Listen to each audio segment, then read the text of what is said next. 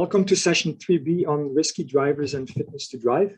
My name is Ward Van Laar and I'm the moderator for this session. Before we begin, quickly a few housekeeping items. I think by now you know that there's simultaneous interpretation. If you want to use it, please click on the icon that looks like a planet at the bottom of your Zoom screen. Also, throughout the session, you can ask questions. Please use the Q&A tab at the bottom of your screen, not the chat box, just the Q&A tab. We also encourage you to post to social media using the hashtag CARSPPRI2021. Any posts that you will share with that hashtag will appear on the social wall in the lobby. For this session, we will have several presenters, and each time at the end of their presentation, we will have some time for questions and answers. And so with that, I would like to introduce our first speakers, Robin Robertson, President and CEO of TURF, as well as Karen Bowman, Director of Marketing and Communication with TURF. So Robin and Karen, the floor is yours. Great.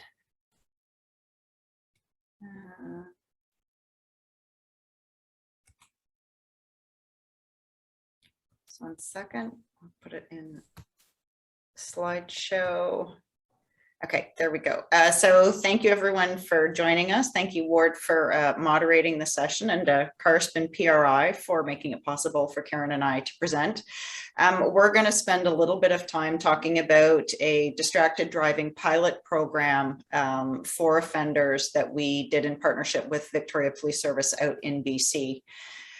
So for those of you not familiar with our organization, we are a road safety research institute, and our focus is on road user behavior. Karen founded Drop It and Drive in 2010 in BC. Inadvertently, was not a planned thing, but we've had the pleasure with working with Karen with a number of years. And in 2016, she joined TURF and Drop It and Drive, which has been delivered to schools and to workplaces across the country, has become a TURF education program. So I think all of us know that technology is part of the problem when it comes to distracted driving, but there are also other types of distractions. We know that road user behavior is a key factor in road crashes, and very concerningly in 2014, a survey by Allstate Insurance Company showed that 37% of Canadian drivers said it would take injuring themselves and or killing or injuring someone else to stop using their phone. In the past several years, we've also seen a strong focus on distracted driving legislation and sanctions and increasing penalties. As a criminologist, we know penalties influence some people's behavior, but not everyone. There's been some talk of criminalizing distracted driving, and we also know that law enforcement has such a wide range of competing priorities. Sustaining enforcement is challenging. So Karen and I had talked about the fact that there aren't really remedial programs for distracted driving as there are with alcohol, and we wanted to address that particular problem. So we looked at Karen's Drop It and Drive program and really tried to modify it for more of an offender population. So we took a very evidence-based approach to the pilot and to evaluating it. We, of course, used leading theories of behavior change and really focused on some of the key elements that we know influence behavior as being part of the seminar. So the course of the seminar really combines research evidence with real-world examples and some interactive pieces that allow participants to experience distraction. So we did 2 pilots. I'm going to let Karen tell you a little bit about the first pilot, and then I'll tell you some of the results from the 2 pilots so that you can see some of the effect that it's had. So the first pilot, as you saw, is in 2017, and offenders were given the opportunity during roadside enforcement and education sessions that they had the option between just taking the ticket, taking the points and going on with their day, or they could come to a 3-hour education seminar hosted at the police department on a sunny Sunday afternoon in Victoria, BC. So as you can imagine, the participants showed up less than thrilled to be spending 3 hours with us. But the way that Robert and I developed this program, along with their co-speakers, was to immediately let the participants know we're not there to condemn them, we're not there to judge their behavior, we're just there to educate them on some of the elements of risk associated with distracted driving. And like Robin mentioned, we've also developed some interactive exercises. This is one of our tools of the trade, Canadian hockey puck. You'll have to check with us later to see what we do with that, especially virtually. It's an interesting one, but it was important for the participants to understand that we're sharing knowledge, like Robin said, that's evidence-based, but giving them the opportunity to experience some of the scientific theories that we were talking about in terms of how distraction actually affects your ability to drive safely and focus on the road. Right. And I think throughout the course of both pilots, between participants coming into the program versus when it was done, can you just touch on kind of what change you observed with them?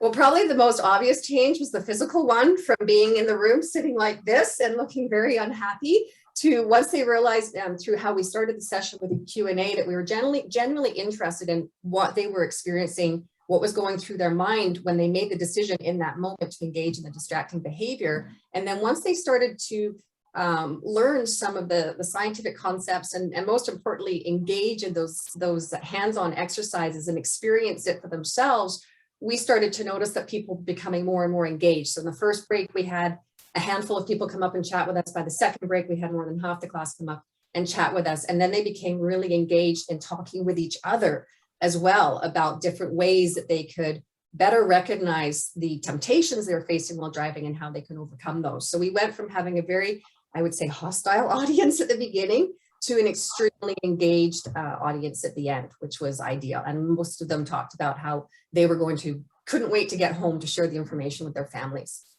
Okay, great. Thanks, Karen. So when we did the second pilot, almost a year later, we did it at a different enforcement location for the police officers detecting offenders. We did it at a different school drop-off and pickup, looking at kind of regular commuters. And when we hosted the second seminar, it was at the University of Victoria. So positively, as Karen was saying, all the participants thought that the pilot could help reduce distracted driving among those distracted drivers. And I think more importantly, help drivers recognize when they're distracted. So a few comments about some of the participants and then some of the results. So in 2017, we had a fairly even split between males and females, and most of the participants were really in the 26 to 50 age range. During the second pilot, we had a few more, that should be males than females, sorry, 68% males, 32% females, and a broader breakdown of age range, including some of those young drivers in the 18 to 25 age range. We asked them coming into the pilot how comfortable they felt in their knowledge in terms of the distracted driving issue and risks. And you can see, you know, a fairly even spread, with most people middle of the road feeling that they had, you know, a decent handle on distraction and those types of risks. In 2017, when we asked them at the end of the seminar how aware they felt, there was certainly a strong increase in knowledge and awareness. Very similar for 2018, you see that kind of, you know, middle of the road spread. And afterwards, you see people reporting being much more aware. So taking the knowledge from the seminar. So we had 71 participants who attended the two seminars and who completed on-site and post-seminar online surveys. We did surveys at 3, 6, and 12 months. I really don't know why the slides keep skipping forward. So we did the follow-up surveys to really learn about how people's behavior had changed. So some of the comments we got, they were pleasantly surprised by the program and found it more interesting and informative than they expected, and they felt it has positively influenced their habits. Second comment, really more aware of how distracted I was, and that speaks to the importance of encouraging drivers and helping drivers learn to self-identify those moments when they are distracted, because they often tend to believe that they're not. We also asked participants how their behavior had changed since the pilot and to tell us what some of those changes were. So we had people say that they were less distracted while driving, that they tended to turn off their phone or put it on silent or put it out of reach when they're driving, and at a minimum that they'd switch to hands-free instead of handheld. We asked them what elements of the seminar they found most motivating in terms of behavior change. And you can see it was really a blend of some of the facts about crash risk, about how distraction affects the individuals, and then of course those personal stories about families and first responders who attend those scenes. A little less influential were the laws and penalties and strategies to help avoid distraction. We also asked participants, what did you do with the information? Because we really didn't want them to just take it home and keep it to themselves. So the good news is we saw a lot of the participants who shared the information, not just with their family, but with their peers and with their coworkers. And that really speaks to the potential for social norming behaviors and changing social norms around distraction. Some of the other feedback that we got, people who came in very, arms crossed at the beginning, didn't want to participate, appreciated the opportunity to participate in the pilot. And, even the ER doctor who routinely drives distracted is more aware of what it is that they're doing. So I think the overall takeaway from this pilot, which needs to be done on a larger scale and evaluated more thoroughly, really is the potential to reach drivers with educational messages and giving them that opportunity to experience distraction and actually understand why it's a risk and how much of a risk is important for them to change their behavior. Lots of information about distracted driving on our eHub with the website there, and you can find education and tools and resources as well as research and data. So I'm going to stop there and turn it back over to Ward. Thank you, Robin and Karen, for your presentation and staying on time. We actually have about 3 to 4 minutes left for questions. I have not received any questions yet, so for the audience, you can use your Q&A feature at the bottom of your Zoom screen to submit questions. While you are doing that, I have a question. So, Robin, you were just saying that it's a small-scale study that needs to be repeated. Are there any future opportunities to do that, or what would be the ideal way of doing this? So we'd like to replicate it in another jurisdiction. We've had some interest expressed, not just from insurers, but from police services to do it. The challenge is finding a window of opportunity. Police services are really quite challenged between the pandemic and between the drug impaired driving legislation, as well as changes in distracted driving legislation. So they have a heavy workload right now. So we're looking for, hopefully post-pandemic, to be able to work with another police service to do some evaluation in another jurisdiction. Thank you. And we do have a question in the meantime. So the question is, did you see an immediate impact on in the long term of this measure? So go ahead. So we did work with the police services to see if any of the participants had reoffended. And out of all the participants, there was one who got a second distracted driving violation.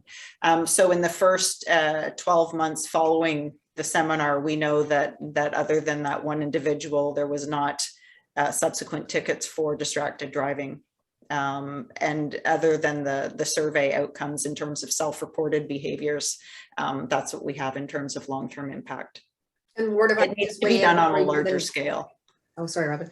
The other thing that we found really encouraging is the tools, the variety of tools that the participants ended up using to help keep the message fresh in their minds, right down to the non-technical basic, grabbing one of the drop it and drive business cards or stickers, and they actually put it physically in their vehicle to remind them of what they learned that day. And that's what they used as their continuous incentive to avoid those temptations. It's the first thing they saw when they got in their vehicle. So get in the vehicle, put the seatbelt on, notice the drop it and drive, and that got them in the right mindset for the rest of their drive. Okay, very quickly, one last question, and then we'll go on to the next presentation. Karen, in less than a minute, can you tell us what the biggest challenge was to tailor the program to this different audience? Well, it's not that we haven't gone into seminars before, because we do present all across North America with people who were less than enthused, depending on the industry that we're presenting to. But we knew we were going into a situation, not only, especially with the first one, they were all offenders. They'd all done this, and we knew right away that they were likely to be less than open to the learning. So coming up with ways that would engage them right out of the gate and break down those walls. And that's what we implemented through the different strategies we used at the opening to do the Q&A and do the interactive exercises to make it fun learning, but meaningful. Great, thank you. Okay, so with this, we will go on to the next presentation. Karen and Robin, please turn off your camera. Heather is our next presenter. She has some technical bandwidth issues, so she will keep her camera off, but obviously her microphone on. So Heather, please go ahead. Thank you, Ward. So I'm going to share my screen here.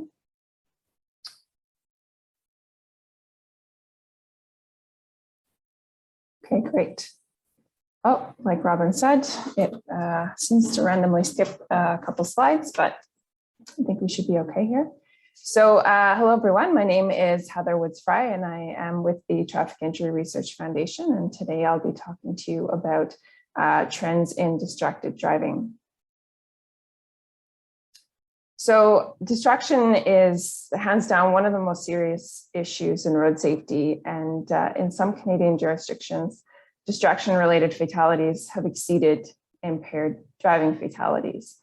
And so, like Robin said, distraction can include any actions that a driver engages in that takes their focus away from the safe operation of the vehicle. So this includes grooming, eating, using a GPS, changing the radio, and of course, using a mobile phone.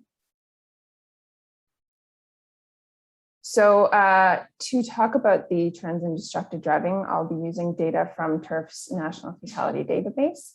This database was developed in 1970, and it examines a variety of contemporary road safety issues. And it's the only database in Canada that includes both police reported data and coroners and medical examiners reports. And it is sponsored by Desjardins. So a fatality is defined as distracted if at least one of the drivers in the crash, either the deceased or the surviving driver, was considered to be distracted. So distraction is based on either police report collision data or the coroner or medical examiner narrative information. So here we see the distraction-related fatalities from 2000 to 2017. And in the orange bars are the distraction-related fatalities. And in the black, it is the non-distraction fatalities.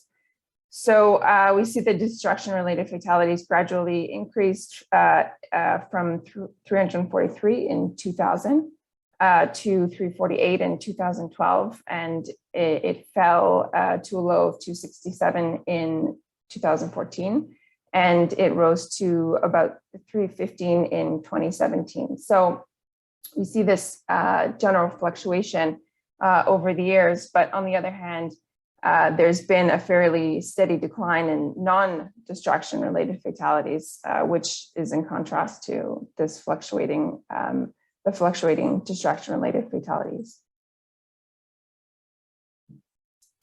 So here we have the percentage of motor vehicle fatalities from 2000 to 2017 that involved a distracted driver, regardless of if it was the distracted driver who died in the crash. So there's been a general increase from 2000 to 2017, and this peaked in 2015 when actually over 1/4 of fatalities were distraction related. And in 2017, the percentage has lowered very slightly to 24.4. So when examining the distraction related fatalities by category, I'll just briefly get into the categories. So fatally injured distracted driver represents the fatally injured victim who was a distracted driver. In terms of the other victim, this represents the fatally injured victim who was not the distracted driver. So for example, a driver colliding with a distracted driver, or a passenger dying in a crash where at least one of the drivers was distracted, or pedestrians who were struck by a distracted driver. And then finally, the last category not stated is when it can't be determined who was the distracted driver. So as you can see, the majority of collisions are happening over the years as a result of the surviving driver who was distracted, and not the non-distracted road user who is deceased.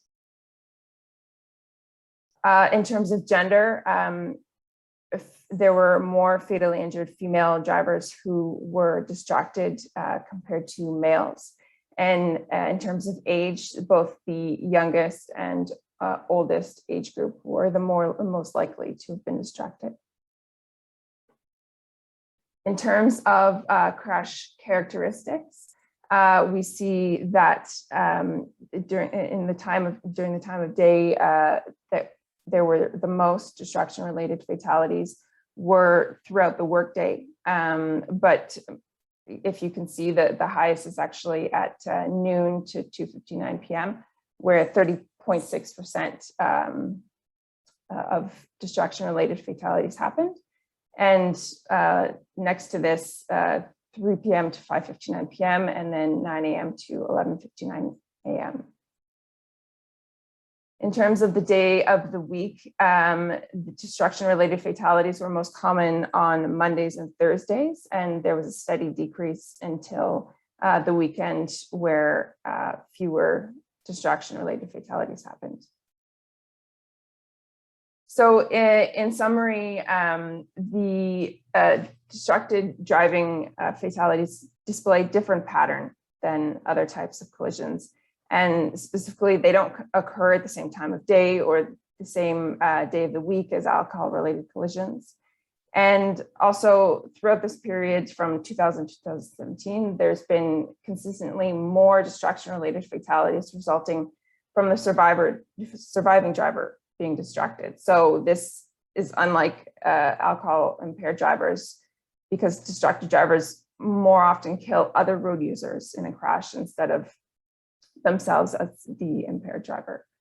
So the tailored, the enforcement should be tailored to the what we know about when distraction-related fatalities happen in terms of day of the week, time of day, and also the demographic characteristics of distracted drivers. So moving on to the self-reported data from the Road Safety Monitor. So the Road Safety Monitor is an annual public opinion survey conducted by TURF. And this is sponsored by Beer Canada and Desjardins. So in looking at driver concern about distraction, we see that back in 2004, driver concern about distraction was at about 33%, and it actually rose to 80% in 2017, but lately in 2020, it has decreased to 53.3%.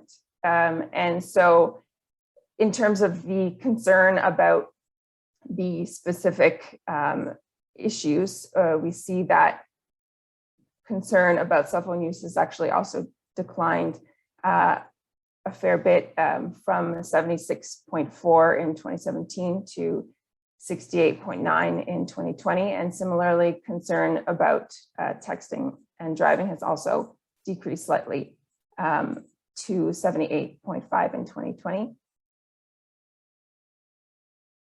In terms of the self-reported behavior, so we have fewer Canadians who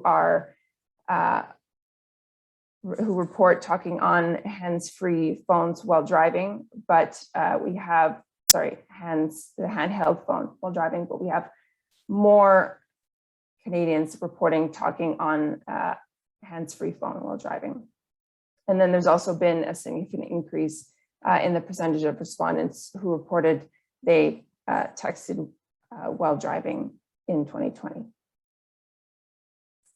So there's been a concerning uptick in the percentage of Canadians that have reported talking on their handheld while driving, as well as those who've reported texting while driving. And this percentage has more than doubled in the past decade. And there's also been the increased proportion of Canadians who self-report talking on their handheld phone. So in terms of the road safety implications, distracted driving has been increasingly prioritized in road safety planning in Canada. And like I said, some jurisdictions are reporting that distracted driving fatalities have surpassed impaired driving fatalities. Distracted driving collisions exhibit a specific pattern, and they require enforcement activities tailored to this pattern. Similarly, with education initiatives and public awareness campaigns, these need to use behavioral change strategies, and that will be essential to reduce distracted driving. Thank you very much, and I welcome any questions. Okay, thank you, Heather. We have a couple of minutes for questions, and we actually have received several. So Heather, I'll just read them, and either you answer them or I'll answer them if you want to.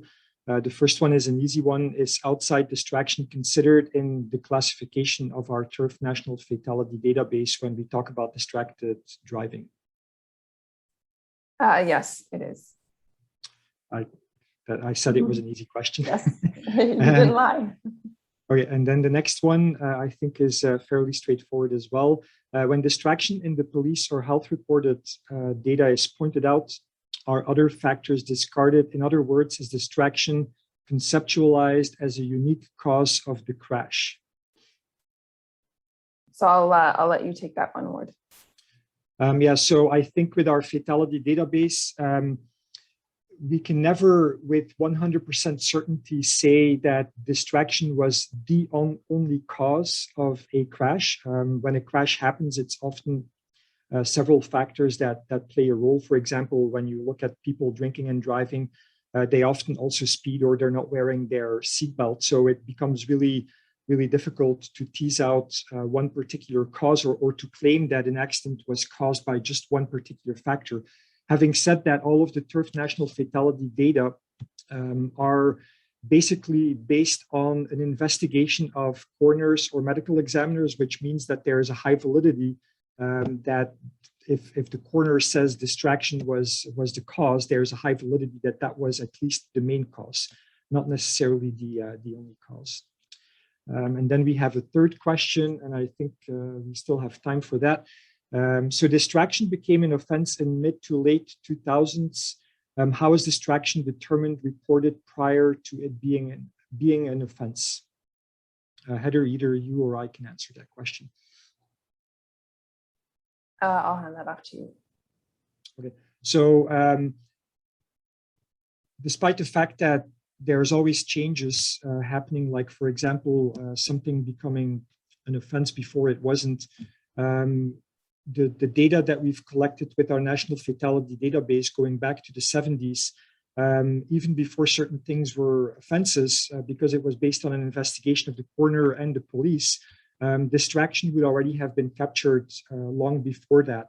Of course, it's true when something becomes the new flavor of the day, so to speak, that more attention will be paid to it, and just by means of observing something, you'll actually change the data that you're collecting. We see that with drug impaired driving as well, where over time we can see a huge increase of the cases that are tested for drugs, case fatalities that are tested for drugs. Up until about 10 years ago, for drugs, it was only 40%, whereas now it's higher than 80% in like the last 5 to 10 years. With alcohol, it was always very, very high.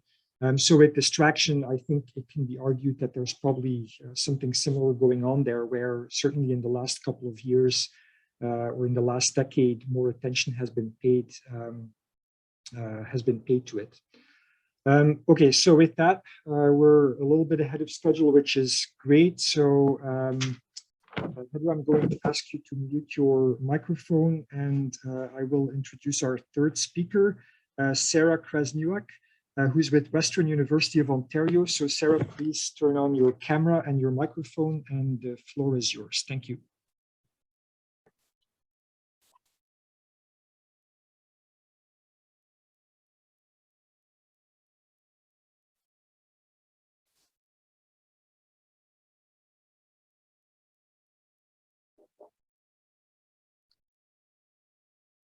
Okay. Hi, everyone. Thank you for allowing me to present today. Today, I'm going to talk about a systematic review that I did as part of my PhD at Western University. It's on the clinical determinants of fitness to drive in adults with multiple sclerosis. First, I would like to acknowledge the research team and the iMobile Driving Research Lab for all the infrastructure and support and for making this work possible. So multiple sclerosis, or MS, is the most prevalent neurological disease of the central nervous system in young to middle-aged adults. Worldwide, in 2020, approximately 2.8 million individuals lived with MS. And amongst countries, Canada has one of the highest prevalences, affecting about 1 in every 400 individuals. The mean age at diagnosis in Canada is 43 years, with 75% being women and having a relapsing remitting disease course. Due to the extent and location of nerve damage in MS, the symptoms vary across individuals, which can affect their visual, cognitive, motor, and sensory function. For example, up to 90% of individuals may experience visual impairment, as the ones mentioned on the slide, which can impact their ability to identify any important roadway information, such as other cars, road users, lane markings. Up to 75% of people can experience cognitive impairment, which can impact the ability to prioritize, attend, respond, or make decisions when driving. And up to 90% of individuals with MS can experience motor or sensory impairment, which can impact the ability to operate the vehicle, such as turning the steering wheel or pressing the gas or brake pedals. Overall, research studies show that 20 to 40% of drivers who complete an on-road assessment fail the on-road assessment, and that visual cognitive impairments predict on-road outcomes. However, there's no consensus on which types of impairments, the clinical tests or their scores that are most valid for predicting fitness to drive. And so evidence-informed guidelines are needed to help optimize patient care and make decisions. So therefore, the purpose of this review was to classify the evidence on the visual, cognitive, and motor determinants of fitness to drive in people with MS.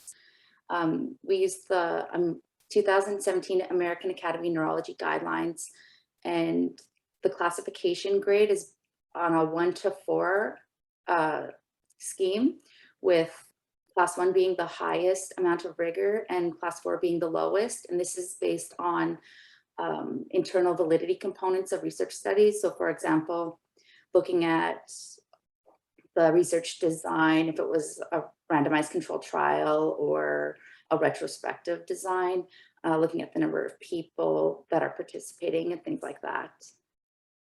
The second objective was to determine the level of confidence for each clinical assessment predicting driving performance. And so we looked at the level of confidence for all the driving simulator studies that were included in the review. And then we did the same for all the on-road studies included in the review. The level of confidence, again, was based on grading scheme, with level A having highly probable conclusions and level U having insufficient conclusions. The third aim of this review was to discuss preliminary recommendations that may help inform clinical practice, policy, and research. And this was based on finding This is based on the first two objectives, with looking at the clinical assessments that had consistent, that were from consistent studies. So for example, if two class 2 studies showed the same findings for a clinical assessment, then they would have a certain recommendation. So the review was registered with Prospero, and we followed the PRISMA guidelines to report systematic reviews. Studies that were included were from the years 1991 to 2008 in the English language. We included adults with a physician or documented verified diagnosis of MS. The studies had to include visual, cognitive, and or motor clinical assessments, and driving outcomes had to be measured through driving simulator assessment or an on-road assessment. For the search, we combined 3 concepts together. So we looked at synonyms of multiple sclerosis, synonyms of driving, and synonyms of assessment. For each concept, so for example, MS, we would combine the synonyms with the Boolean operator or. So for example, we would go multiple sclerosis or disseminated sclerosis. And then each concept was combined through the Boolean operator and. So multiple sclerosis and driving and assessment.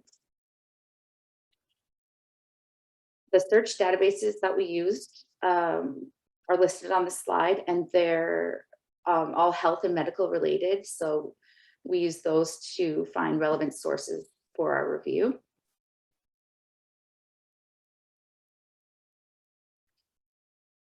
There were 3 reviewers that independently pilot tested and then screened titles and abstracts.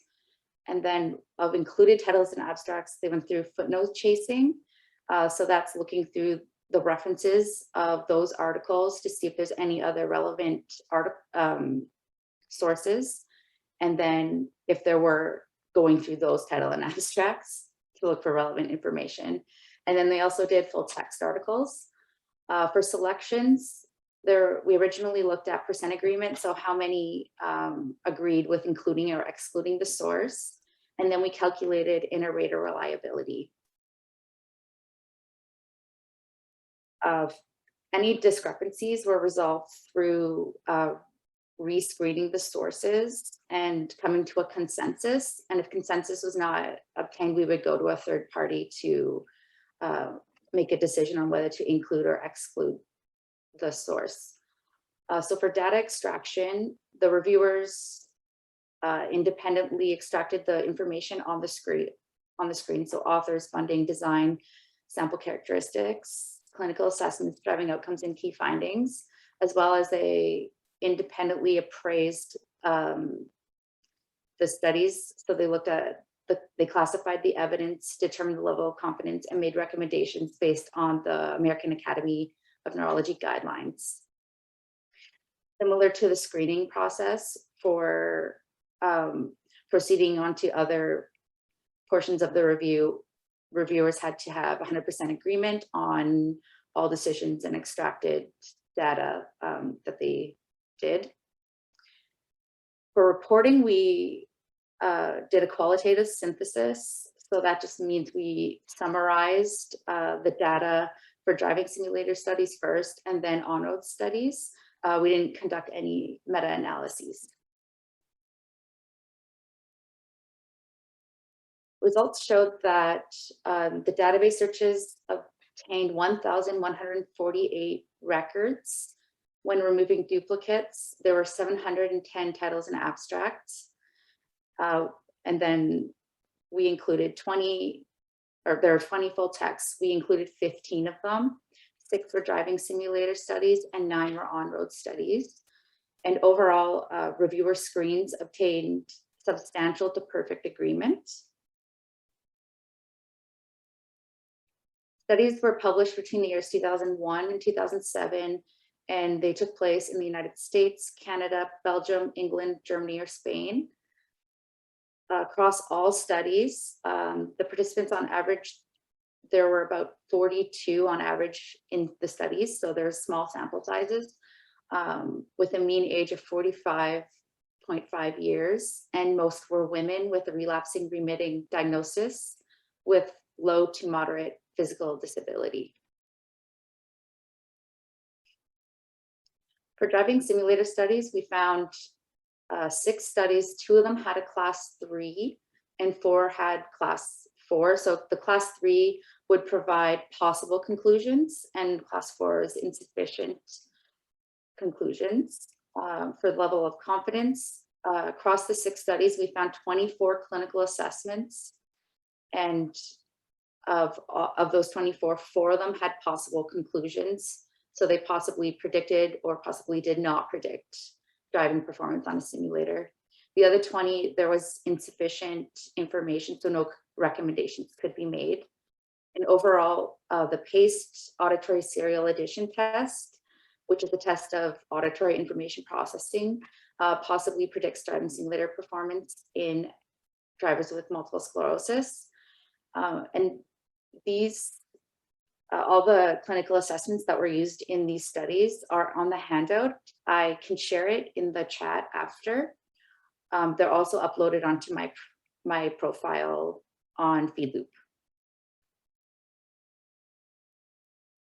Of the 9 on-road studies we found, 6 had a class 2 and 3 had class 4. So class 2 was probable conclusions for predicting fitness to drive or on-road driving performance, and 3, the class 4 was insufficient conclusions. Across those studies, there were 35 clinical assessments identified, and 9 had level B conclusions, which was probably predicting or probably non-predictive of on-road outcomes. 22 had a level C, so possible conclusions, and 4 had level U with insufficient. Overall recommendations were that the stroke driver screening assessment and useful field of view probably predicted fitness to drive in drivers with multiple sclerosis. Level C recommendations were that the adult memory and information processing battery, brief visual spatial memory test, the revised version, and the symbol digit modalities test, which is an oral version, and visual acuity assessment possibly predicts fitness to drive. So in conclusion, the systematic review found 6 driving simulator studies, 2 with possible conclusions and 4 with insufficient evidence. Most of the clinical assessments identified in the studies had level U confidence, so that with insufficient conclusions. Of on-road assessments, there were 9 studies, 6 class 3, 3 class 4. Most clinical assessments had a level C confidence, which was possible conclusions for predicting fitness to drive. Overall, the best available evidence in the literature was that the stroke driver screening assessment and useful field of view probably predicted fitness to drive. Some limitations of our review were that we excluded gray literature or studies published before 1991, and we excluded studies after March 2018, and those that were not published in the English language. Some takeaway messages are that since the stroke driver screening assessment and useful field of view has the strongest level of evidence with probably predicting fitness to drive, they may be useful for identifying at-risk drivers with multiple sclerosis.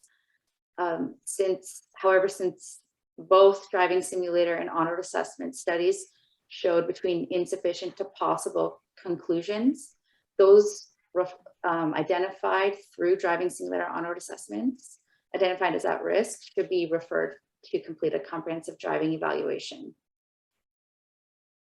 For policy, a suggestion could be implementing the stroke driving screening assessment and useful field of view into driving standards for assessing fitness to drive. But again, if you identify at-risk drivers with those assessments, they should complete a comprehensive driving evaluation. And for research priority, class 1 studies that compare clinical predictors of fitness to drive with large samples of drivers with and without MS are needed to make highly probable conclusions. These are the references in bold. They're the ones that are included in the systematic review, which I can show you on the handout as well.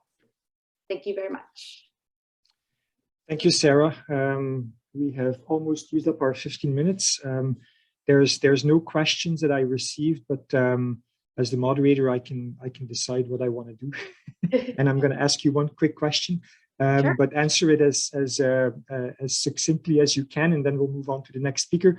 At the beginning of your presentation, you said that the rate of people having MS in Canada is higher than the rest of the world. I'm just curious to know if there's any theory about that, why that is. It can be from a number of reasons. They're not like 100% sure, but Canada and Northern Europe have higher rates, and it can be from sunlight exposure. There's higher rates in people of Northern Europe descent. So those are a couple of reasons why it can be more prevalent in Canada, some places in the United States, and Northern Europe. Okay. Thank you. It was very interesting. Thank you. I was just going to share the handout in the chat.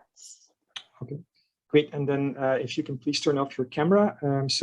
For the audience, if you're interested in the handouts, check out the chat feature at the bottom of your screen. And with that, we will go on to the next speaker, Jane Seeley from Western University.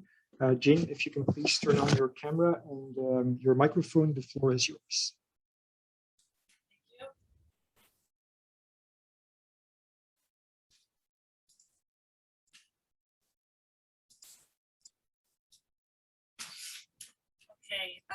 So I was looking at teen drivers versus non-drivers and if there were any differences in behavior. A driver's license is often the first step toward independence for a North American teen. Often they get a license to go to school, to get a job, to attend sporting events and other social activities. However, recent trends are showing that teens are delaying getting their driver's license. In Ontario, for youth aged 16 to 19, the licensure rate peaked in 2000 at 70.07%. And in 2016, the rate was 68.55%. So that's about a 1.5% drop in 16 years. Internationally, Civic and Shuttle examined 15 countries where they found teen driving rates were decreasing in Sweden, Norway, Great Britain, Canada, Japan, South Korea, and Germany, but were increasing in Finland, Israel, Netherlands, Spain, Latvia, and Poland. The reasons that they gave for delay were mostly because it was too expensive, no access to a car, but also interested in other things such as social media, their other friends don't drive, and some social policy issues such as graduated licensing and zero tolerance made it difficult. Additionally, changing modes of travel, they lived in an urban environment, and some socio-demographic factors such as low-income families and no access to supervised driving. In the past, getting a driver's license was a rite of passage to maturity, and that driver's license gave them conventional opportunities where they could get a job and engage in extracurricular activities, but also opportunities that were unconventional where, for instance, they could attend a party independently where there might be alcohol or drugs. So the purpose of our study was to compare adolescents who had a driver's license with those who did not. We wanted to look at and compare the conventional behaviors along with unconventional behaviors, along with controlling for factors such as age, gender, region, and family socioeconomic status. We used the OSTIS, the 2015 and 17 cycles, to do the analysis.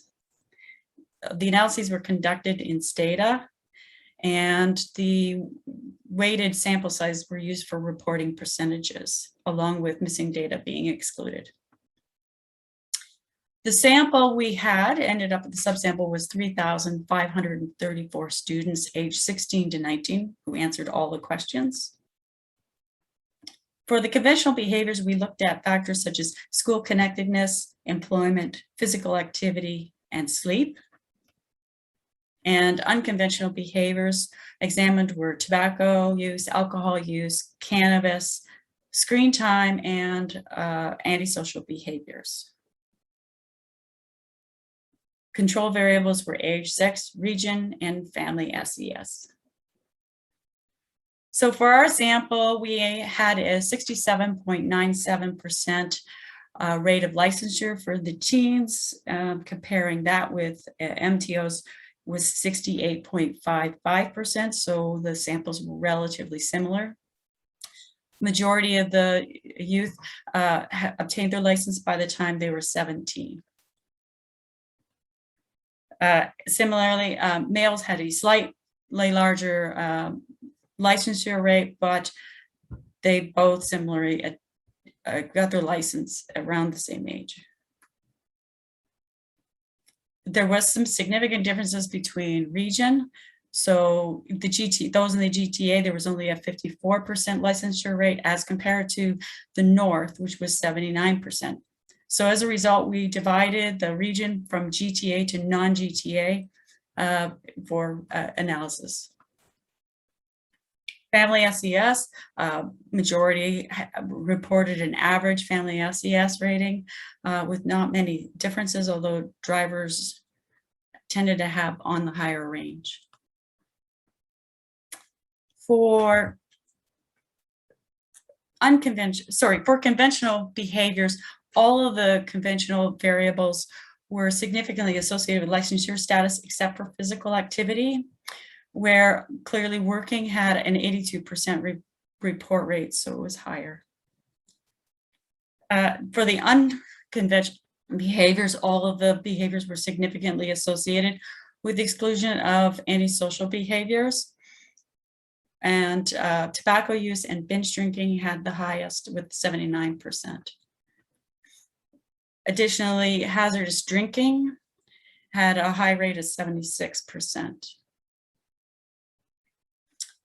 Although there was no significant difference between drivers and non-drivers in reporting their antisocial behaviors, those who did have a driver's license had a slightly higher report rate. When looking at the logistic regression, the control variables, age, sex, and region were significant, but SES was not.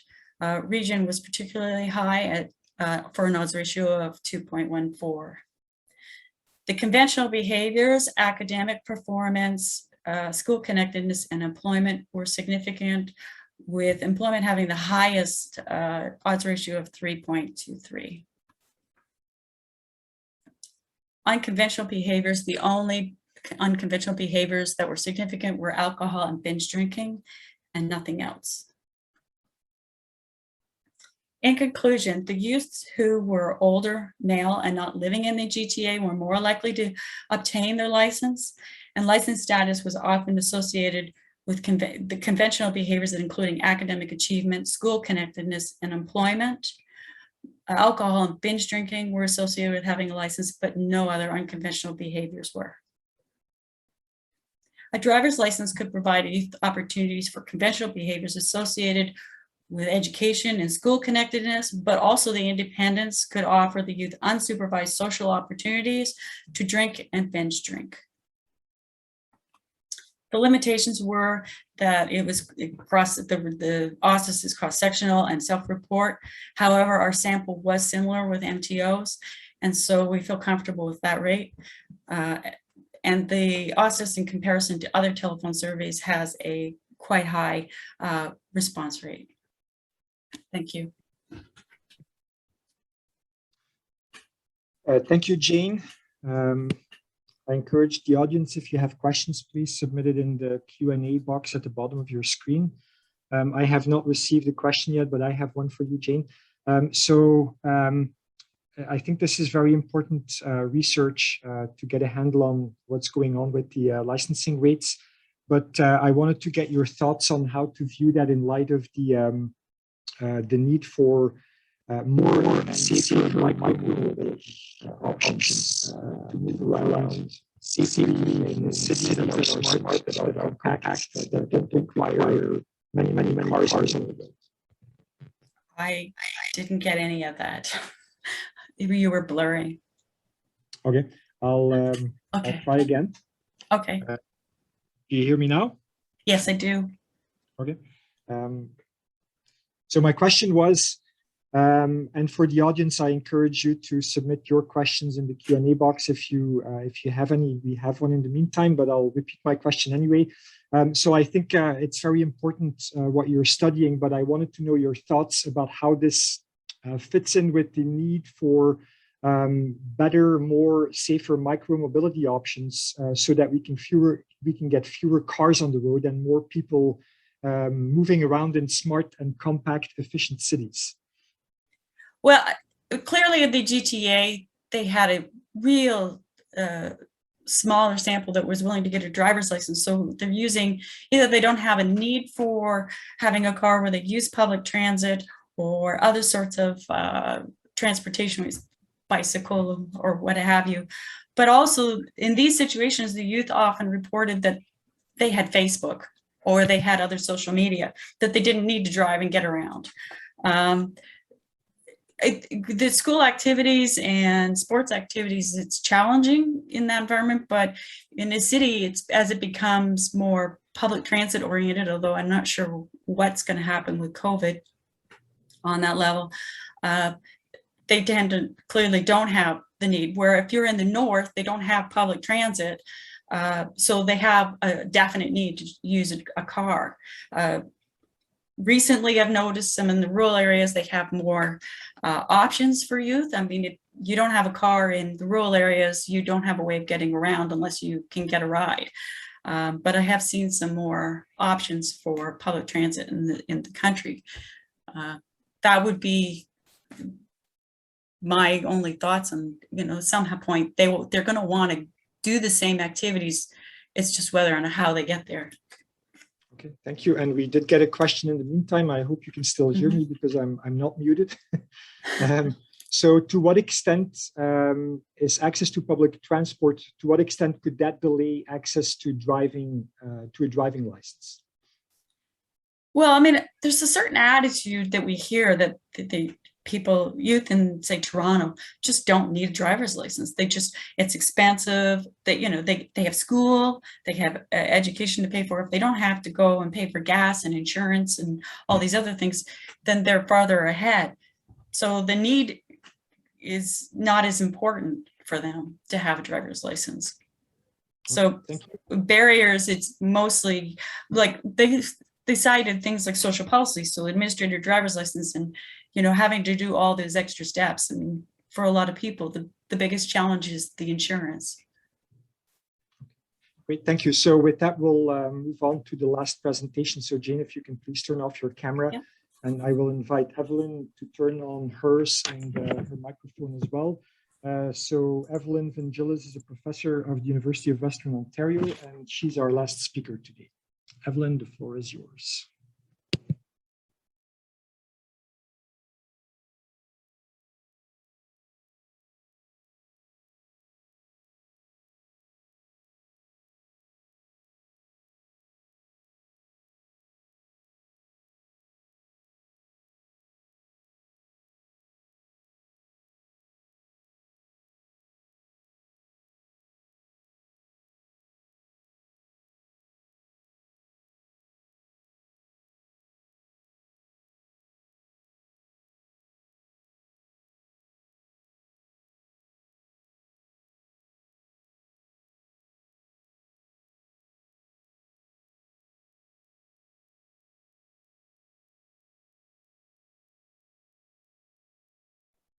Okay, thank you very much. What I'll be talking about today is the relationship between attention deficit disorder and impaired driving and riding with individuals that are impaired.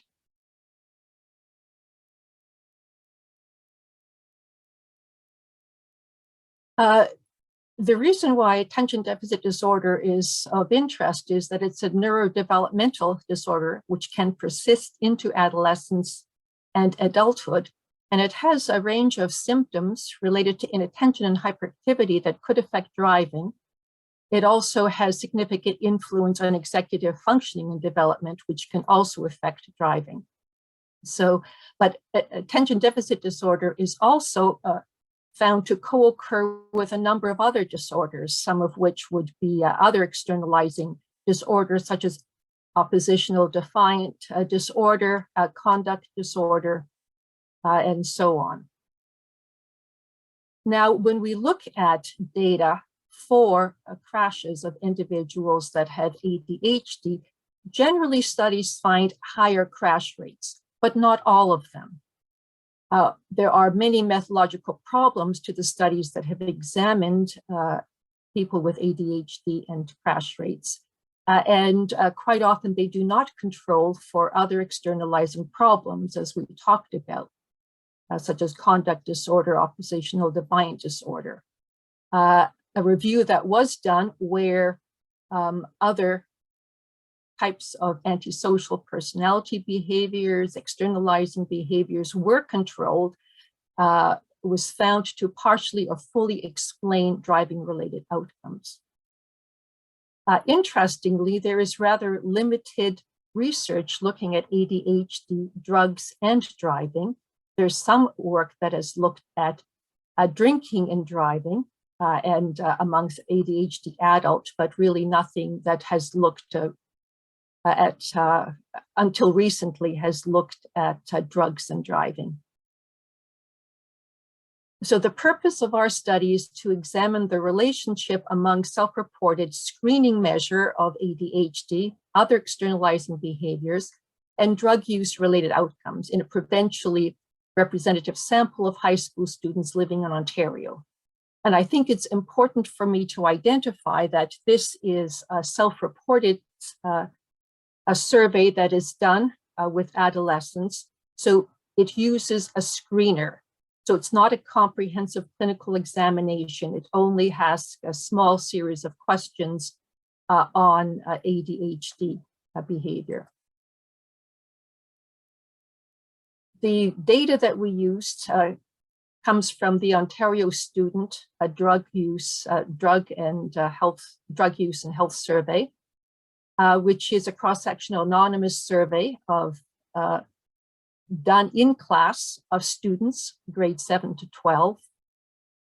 It's a sample that is stratified by region by school, and it's a two-stage cluster sampling design with post-stratification weights. The total sample that we used was 2015 in the cycle of 2015, and in the second, in 2015, the total sample was over 10,000. In 2017, the entire sample was over 11,000. However, we took a subsample of it because we were interested in youth that had at least a G license, were 16 to 19, and filled out Form A of the secondary student survey that had the questions that we needed for our study. The ADHD screener is a well-known one that has been used. It's got 6-item, 5-point scale, 3 attentional questions, 3 hyperactivity, impulsivity questions, and a score over 14 is considered to be ADHD symptom positive. So not that they have ADHD, but that it's a positive sign of symptoms. Delinquency activities was measured by antisocial delinquent behavior scale, which is 10-item, and we summed the number of times that individuals reported that they had engaged in a range of delinquent behavior, such as damage something on purpose that wasn't yours, beat up someone, not counting your siblings. So I guess if you beat up your sibling, that's not a delinquency. Hazardous drinking, we used the well-known audit, which is another 10-item, 5-point screen, and scores above 8 is considered hazardous drinking. hazardous drug use was used by the Kraft questionnaire, and a score above 2 is considered to be hazardous drug use. With the statistical analysis, we used STATA. The data were weighted to adjust for the probability of selection, stratification, and clustering. We engaged in crosstabs and also logistic regressions with driving outcomes, including, and I noticed that obviously you skipped a slide here. So the outcome measures we had was have you in the past 12 months driven at least once under the influence of alcohol? Have you driven under the influence of cannabis? Or the other two questions would be, have you ridden in a vehicle by someone who had been drinking in the last 12 months? And have you ridden in a vehicle with someone who had been using drugs? So you can see here in terms of self-reporting driving under the or driving while you had been drinking within the last hour of cannabis, we see about almost 6% reporting they'd done at least once. And when it comes to cannabis, we have 10%. When it comes to riding with somebody who had been drinking or riding with someone who had been using drugs, it's much higher. It's almost 22% in both cases. So that's quite alarming, where you've got 1 in 5 students saying that they've engaged in it. In terms of the predictor variables, we had about 21% reporting symptoms of ADHD, which is quite high. About 31% had reported engaging in antisocial, at least one antisocial behavior.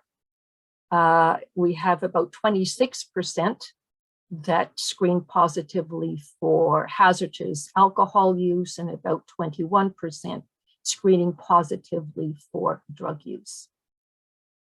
When we engage the data within a adjusted logistic regression, we find that for the first outcome, looking at driving a vehicle within an hour of 2 or more drinks of alcohol, the significant predictors are age, antisocial behaviors, and positive screen for the audit.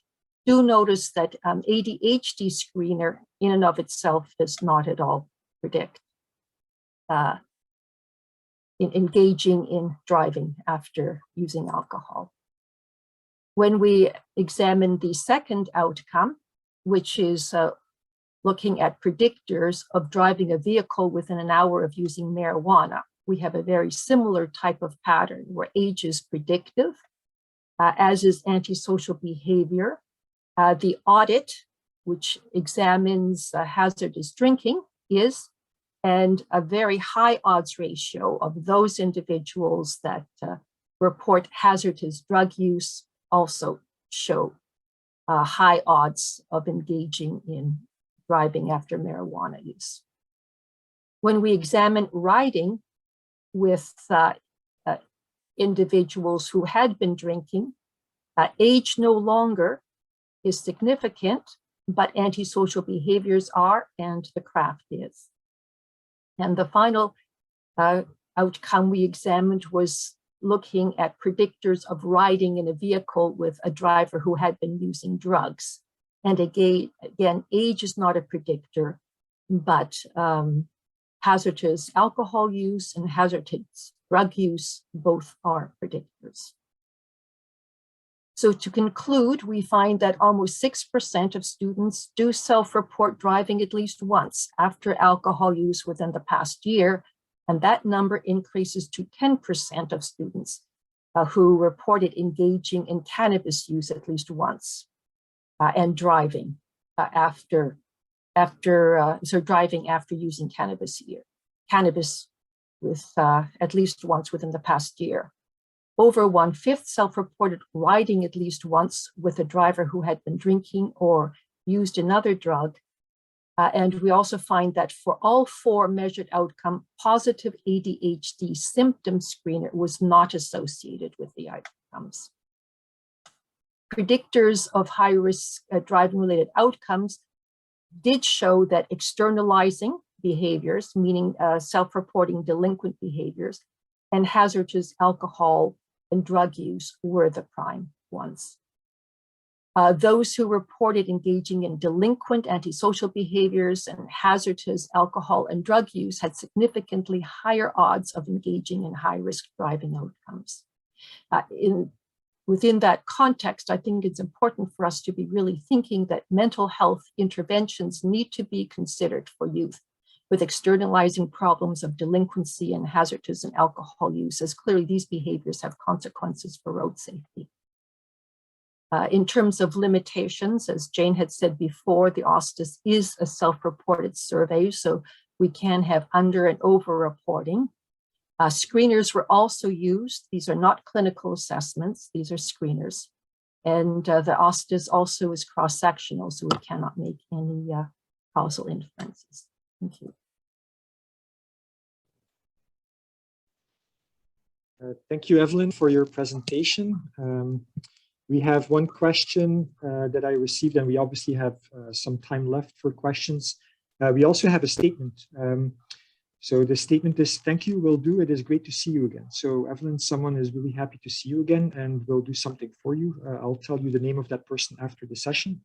And so for now, with the question is, riding with someone who is under the influence could be explained by lack of access to public transport or lack of access to Uber. Does the survey have a question which could capture these variables? I actually can't remember whether we have the question. Maybe I can ask Jane. No, it doesn't. It didn't have anything on those waves regarding Uber or any other kind of alternative modes of transport. It just had what I provided. Yeah, I don't. There are very few questions for driving in the survey. Mostly it reflects on health behaviors and substance use. So it's rather limited, but I think that the point is well taken. I think also the fact that there is not an age difference there could suggest that exactly as the questioner asked, it could be a lack of access to other modes of transportation.